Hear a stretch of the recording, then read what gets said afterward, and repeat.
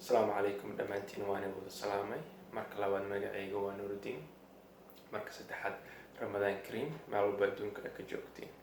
Maanta waxaan jeclaystay inaan kaga hadlo mawduucan maadaama bisha barakeysan aan ku jirno. Waxaan jeclaystay inaan ka hadlo wax ku saabsan xagga cuntooyinka. Qofka laga rabo inuu kala ogaado cuntooyinka nacfiga leh xilligan bisha barakeysan lagu jiro inuu cuno iyo cuntooyinka la rabo inuu qofka ka fogaado oo macnaha caafimaad darro u keenayso iyo si walbo macnaha la rabo inuu cuntooyinka noocaas uu ka fogaado. Cuntooyinka muhiimka qofka laga rabo inuu cuno horta number one waxaa muhiim ah qofka inuu biyaha aad u badsado. maxaa yeelay maadaama maadadan aad soobneyd lama rabo inaad cunto ku bilowdid. Biyaha waxay ku sahlayaan wax loo yaqaano blood flow-ga, dhiigga isku socodsiinayaan. Sidoo kale lafaha lubricated u baahan maadaama maadadan aad soobneyd. Sidoo kale biyaha wuxuu ku sahlayaa inaad habeenkii cunto aad cuni kartid.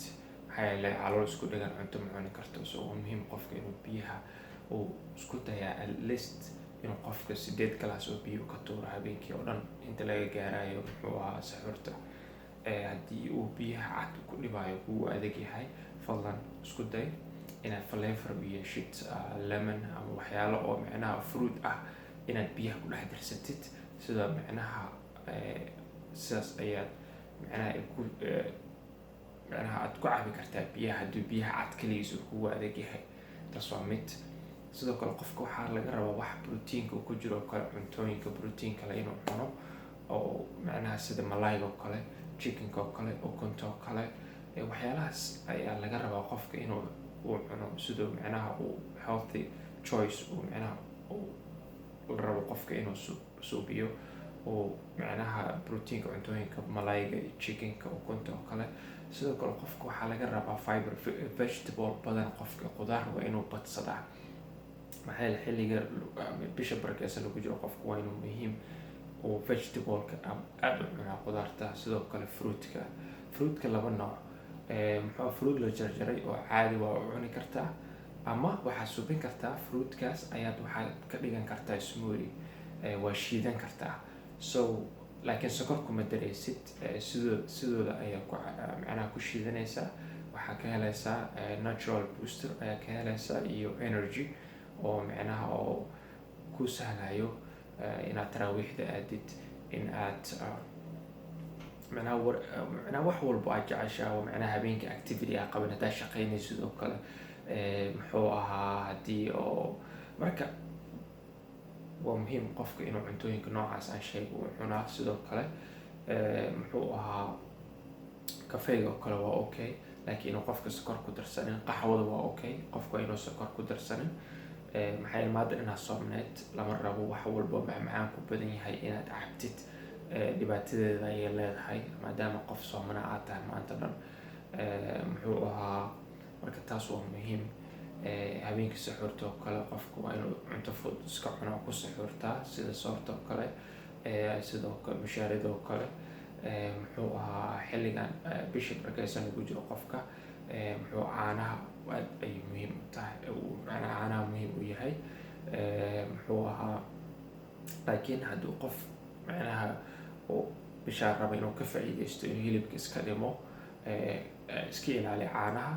laakiin caano alternative waa jiraan. sida haddii qurbaha ku nooshahay waxaa heli kartaa almond milkiga oo kale, coconut milkiga oo kale oo sokor lahayn. macnaha ku sahlayo inaad ka heshid all the nutrients nafaqada oo macnaha ku jirto caanaha. sidaan u sheegay waa muhiim qofka inuu cuntooyinka noocaas u cunaa. sidoo kale cuntooyinka qamadiga aad ayay muhiim u tahay u yihiin. sidoo kale markaan leeyahay qamadiga maaha keliya rooti qamadi ama bur qamadi, bariis qamadi oo kale qofka uu cuni karaa. sidoo kale chapati oo qamadi ah oona ahayn chapatiga cad. calorieska ku yar macnaheedu waxaa waaye miisaan weyn kuma saarayo. waana healthy choice macnaha oo faa'iido ay jirkaada u yihiin. marka cuntooyinka noocaas la rabo qofka inuu cuno tartiib habeenkii. lama rabo hal mar inaad wax wada dishid. marka cuntooyinka aan muhiimka ah qofka la rabo inuu ka fogaado maadaama anaga dhaqan aan u leenahay haddaan Soomaali nahay waxaan jecelnahay waxyaalaha macmacaan ku badan yihiin inaan ku afurno. Sidoo kale waxyaalaha saliidda ku badan yihiin inaan ku afurno oo ay ka mid yihiin sambuuska, burka, malawaxa. Marka waxyaalahaas dhan muxuu ahaa maadaama qof maanta dhan aa ahayd sooman, haddii aad wax saliid ku badan yahay oo aad ku bilaawdid halisteeda leedahay. Sidoo kale haddii uu mowqafkaada yahay inaa hilibka miisaan uu kaa dhimo, cuntooyinka noocaas hilib ay kugu sii saa'iideynayaan oo micnaha haddii ma helaysid micnaha hilib kaa nusqaamo, caafimaad ahaanna ma fiicno maadaama qof maanta dhan soomana aad tahay. Haddii aad qurbaha ku nooshahayna fadlan iska ilaali waxyaalaha fast foodka oo kale, banaanada laga gato oo kale in aad cunin maadaama qof maanta dhan soomna aad tahay. Haddii oo sidoo kale qofka haddii uu balwad leeyahay, fadlan isku day inaad balwadda aad micnaha xilligan bishaan lagu jiro barakeysan isku daydid inaad micnaha iska ilaalisid. Lama rabo adigoo maanta dhan soomnayd inaad sigaar ku bilaawdid markii aad biyo yar cabtid, kuma fiicno jirkaada. Muxuu ahaa marka cuntooyinka noocaas sidoo kale waxyaalaha macmacaan ku badan yahay sida biyaha oo la qaso macmacaan ku badan yahay, sokorta iska ilaali. Muxuu ahaa soodhadoo kale iska ilaali. Muxuu ahaa marka waxa oo unhealthy ah dhan ka fogow. Fadlan hadduu videogan ku anfacay asxaabtaada la share garee.